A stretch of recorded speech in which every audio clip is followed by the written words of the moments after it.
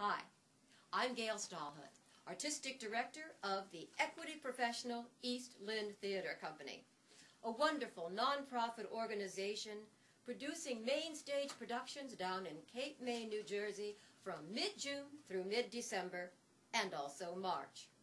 I didn't found the company. Warren Cleaver did that. Back in 1980, he was doing research and discovered that there wasn't one non-profit equity professional company in the country that was dedicated to early American plays.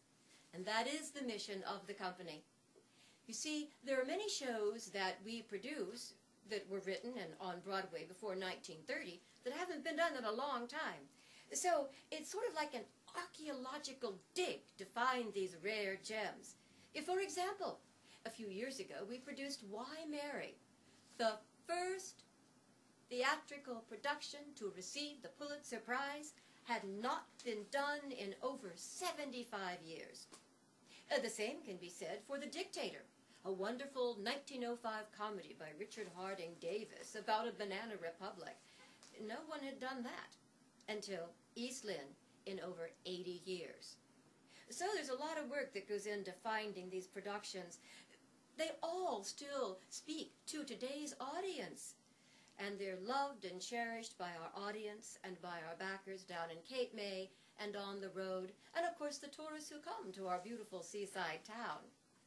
But we do not neglect the new playwrights, and every year there's a world premiere that we produce or a New Jersey premiere. Now the name East Lynne, again, when Warren was doing research, of course he knew about the famous production East Lynne.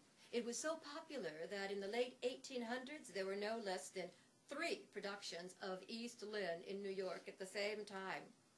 So famous that when it toured the country, many towns were just thrilled to have East Lynne come to their town. And there is a town in Missouri that used to be called Buttermilk Junction until East Lynne came to its town, and then the townsfolk legally changed the name to East Lynne.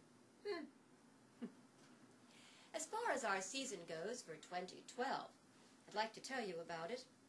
We start with Ruth Draper. Now, Ruth Draper was a very popular woman for about 35 years, touring her wonderful character monologues. Before Lily Tomlin and Whoopi Goldberg, there was Ruth Draper. She could take just one person, and then through the imagination, this one person would encounter many, many people on the stage in a variety of settings. For instance, in The Cocktail Party, it's about a woman who is at a cocktail party. And she gets jostled by people, she sees people she doesn't want to see, people she does want to see. She's balancing cocktails with her food. And that's just one example. There's also a wonderful character monologue about a coal miner's wife, another one about a gym teacher. The list goes on. And we have 2 wonderful performers. Suzanne Dawson and Karen Case Cook will be bringing these wonderful character monologues to life. Next up is a world premiere, The Poe Mysteries, written by James Rana.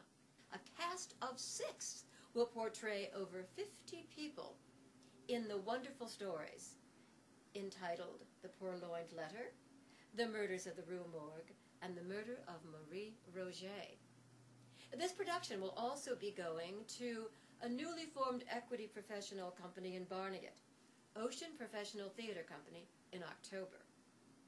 Then in the fall is It Pays to Advertise by Walter C. Hackett and Roy Mergue.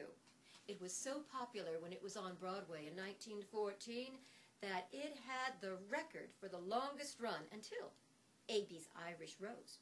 It was even made into 2 movies, one for Carole Lombard in the 1930s. The premise? That anything can be sold through advertising. A trio, a young woman and 2 men, go out to prove that, and they take on the Ivory Soap Company. Do they win through advertising or through a better soap? Come and find out for yourself in this wonderfully delightful, sly farce with a cast of 10. Then It's on to Sherlock Holmes. Oh, I know. Sherlock Holmes is British. Arthur Conan Doyle. We do it like the NBC 1930s radio series.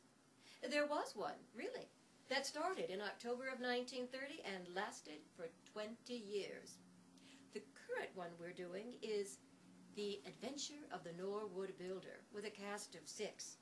Now on stage, along with the actors and the microphones, there is that table with all the sound effects. And we also include the product that, of course, is advertising. So you'll see live commercials, as well as the sound effects, as well as wonderful performers. Christmas show every Christmas. This year it's going to be Louisa May Alcott's Christmas, where I will be the performer. And I'll be doing 3 of Alcott's stories, including the opening of Little Women, which took place at Christmas time. So I'll be doing about 40 different roles in about 80 minutes, me and my imagination and the audience out there watching. We also have 15 productions on the road, including one on Paul Robeson, one on Emma Goldman, and these have been seen throughout the country. We also have educational outreach, going into schools to teach playwriting and theater, and a summer camp for children. This year we'll be doing fables, old fables with a new twist in our productions in July. Our performance base is the beautiful First Presbyterian Church in Cape May, a block away from the beach and a block away from wonderful restaurants and shopping, and also B&Bs and hotels. It's a charming town in any season. We've had several venues down there, but this is our venue at the moment. Has wonderful acoustics, seats over 100, and is very comfortable for the performers as well as those in the audience. So, if you'd like to learn more about us, please come down and see one of our shows. And if you want to check us out on a website, go to www.eastlynntheater.org. That's spelled EASTLYNNETHEATER.org. And if you'd like to help, well, we're nonprofit, so we're more than happy to accept contributions of in-kind as well as financial. And of course, we'd always want you to come and see our shows. Thank you.